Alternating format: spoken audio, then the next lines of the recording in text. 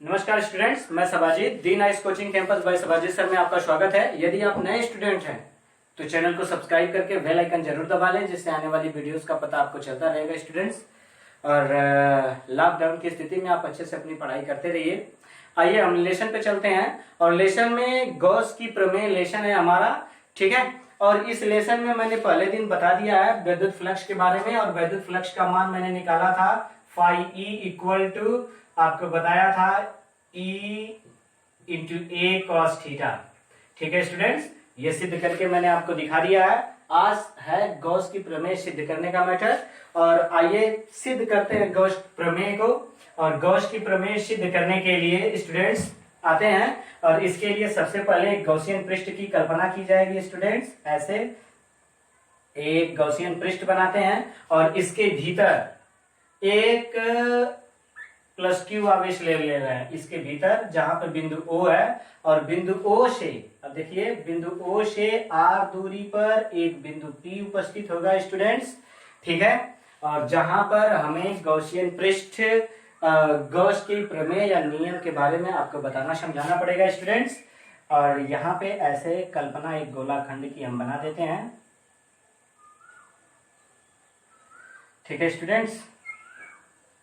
हाँ, अब देखिए यहां से इसे खींचेंगे और ये गोलाखंड हुआ स्टूडेंट्स। अब यहाँ पे इसे घन कोण डी ओमेगा से प्रदर्शित करेंगे। अब यहाँ पे ये घन कोण, ठीक है, घन कोण बराबर हो जाएगा गोले खंड का क्षेत्रफल,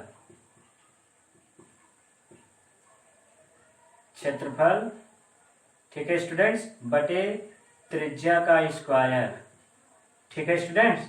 अब ये हो जाएगा त्रिज्या का स्क्वायर। अब इसके बाद स्टूडेंट्स क्या करेंगे हम कि ये त्रिज्या का स्क्वायर हो जाएगा। अब आते हैं परिभाषा पे। हम एक्चुअल इसकी परिभाषा देखिए स्टूडेंट्स कैसे देंगे। गॉस का नियम लिखेंगे, किसी बंद पृष्ठ से होकर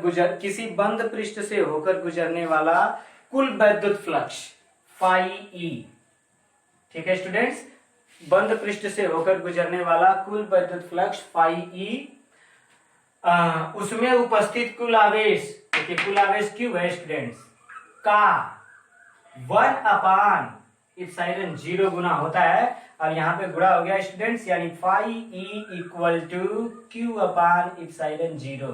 ये रूल है स्टूडेंट्स, ठीक है।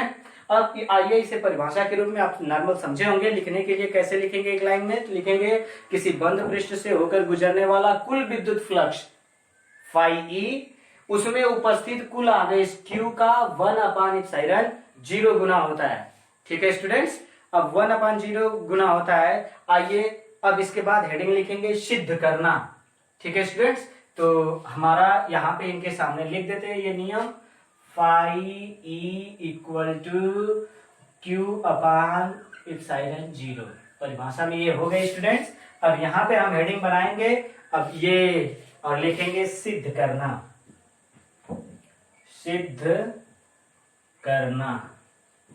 और सिद्ध करने में स्टूडेंट्स आपको मैंने फिगर बना के दिखा दिया। अब लिखेंगे क्या, माना कोई धनावेश प्लस क्यू बिंदु O पर उपस्थित है। फिगर में देखते रहिए स्टूडेंट्स, बिल्कुल आसान हो जाएगा। माना कोई धनावेश प्लस क्यू बिंदु O पर उपस्थित है, और जिसमें बंद पृष्ठ का क्षेत्रफल A है, ठीक है। और जिसमें बंद पृष्ठ का क्षेत्रफल A है, और इससे R दूरी पर एक बिंदु P उपस्थित है, जहां पर हमें ये पृष्ठ की कल्पना करनी है। और विद्युत क्षेत्र की तीव्रता E, और यहां से थीटा कोण बनाते हुए, और ये कोण हो जाएगा हमारा थीटा स्टूडेंट्स, और ये क्षेत्रफल हम लिख देंगे dA, अवयव का क्षेत्रफल है। इतनी बात को हमें लिखना पड़ेगा। और आते हैं, जब इतनी बात लिख देंगे तब लिखेंगे प्लस क्यू आवेश के कारण, यहाँ पे लिखेंगे। या फिर से एक बार मेरी बात को पूरा अच्छे से सुन लीजिए स्टूडेंट्स। माना कोई धनावेश प्लस क्यू है जो बिंदु O पर उपस्थित है, बिंदु O से R दूरी पर एक बिंदु P है, ठीक है, जहां से विद्युत क्षेत्र की तीव्रता और क्षेत्रफल के मध्य बनने वाला कोण थीटा है। अब प्लस क्यू आवेश के कारण थीटा है, इतनी बात लिखने के बाद लिखेंगे प्लस क्यू आवेश के कारण विद्युत क्षेत्र की तीव्रता, विद्युत क्षेत्र की तीव्रता। स्टूडेंट्स मार्कर से नहीं चला उसी पर। विद्युत क्षेत्र की तीव्रता। अब यहाँ पे विद्युत क्षेत्र की तीव्रता के लिए E इक्वल्स टू, स्टूडेंट्स मैंने आपको बताया था E बराबर 1/4πε0 Q/r²। ठीक है स्टूडेंट्स, ये होता है। अगर हमें जरूरत पड़ेगी तो इसे समीकरण नंबर 1 मान लेते हैं स्टूडेंट्स।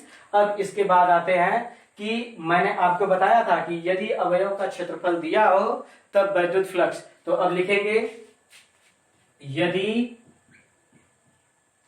अवयव का क्षेत्रफल ds, देख लीजिए ये पूरा गॉसियन पृष्ठ है जिसके अवयव का क्षेत्रफल dA विद्युत क्षेत्र की तीव्रता से, विद्युत क्षेत्र की तीव्रता से, ठीक है स्टूडेंट्स, थीटा कोण बनाता है, तब विद्युत क्षेत्र की, तब विद्युत फ्लक्स या विद्युत फ्लक्स। ठीक है स्टूडेंट्स, तब के लिए आपको बताया गया है, अवयव के लिए बात है तो यहां पे लिख देंगे d phi e। ठीक है स्टूडेंट्स, जब ये हो जाएगा d phi e तब विद्युत क्षेत्र की तीव्रता E, ठीक है, और क्षेत्रफल के जगह ds, और यहां से बना रहा है 36 घटक के लिए मैंने cos थीटा बताया था स्टूडेंट्स। यहाँ पे E इंटू, देखिए अभी इससे पहले डेरिवेशन में मैंने विद्युत फ्लक्स के लिए बताया था phi E equal to E into A, sorry मैं बार बार यस लिख दे रहा हूँ student, sorry, E into A cos theta. ठीक है स्टूडेंट्स, तो E इंटू ए, जब ये फाई था लेकिन यहाँ पे अवयव के लिए बात है इसलिए यहाँ पे D लगा दिया मैंने छोटे मान के लिए, और यहाँ पे भी क्षेत्रफल में D हो जाएगा और cos थीटा उसके साथ है स्टूडेंट्स। अब तो आपको बात समझ में आ गई होगी, d phi E equal to DA cos theta. ठीक है स्टूडेंट्स, अब यहाँ पे आ जाते हैं, इसे समीकरण नंबर 2 बनाते हैं। अब क्या करेंगे स्टूडेंट्स, अब लिखेंगे समीकरण 1 से, लिख देंगे समीकरण 1 से E का मान रखने पर, ठीक है स्टूडेंट्स, तब ये हो जाएगा d phi E equal to E के जगह हो जाएगा स्टूडेंट्स 1/4πε0, देख लीजिए 1/4πε0 Q/r² इंटू, अब यहां से हो जाएगा DA cos थीटा। ठीक है स्टूडेंट्स, अब यहाँ पे आते हैं, एक स्टेप और बढ़ाते हैं, d phi E equal to Q, यहाँ पे ला देते हैं, Q का Q हो जाएगा स्टूडेंट्स 4πε0 DA cos θ/r²। ठीक है स्टूडेंट्स, तो अब यहाँ पे आने के पश्चात स्टूडेंट्स मैंने आपका ये पूरा फिगर बना के, देखिए यहाँ पे घनकोण बराबर आपको बता दिया था, घनकोण बराबर गोले खंड का क्षेत्रफल बटे त्रिज्या का स्क्वायर। तो क्षेत्रफल में स्टूडेंट्स ये DA आएगा, यानी यहाँ पे d ओमेगा बराबर, ठीक है, इसके लिए आएगा d ओमेगा बराबर गोले खंड का क्षेत्रफल DA है और इसके साथ cos थीटा कोण बना रहा है, त्रिज्या का स्क्वायर r²। अब स्टूडेंट्स यहां से हम देखेंगे, अब यहां पे लिख देंगे, चूंकि लीजिए मार्कर दीजिए 2 मिनट। ठीक है स्टूडेंट्स, यहां पे हो जाएगा अब यहां पे देख लीजिए DA, ठीक है स्टूडेंट्स, इंक दीजिए। अब यहां पे हमारा हो जाएगा, थोड़ा लेट हो रहा है स्टूडेंट्स, स्याही के लिए मिस्टेक हो गया।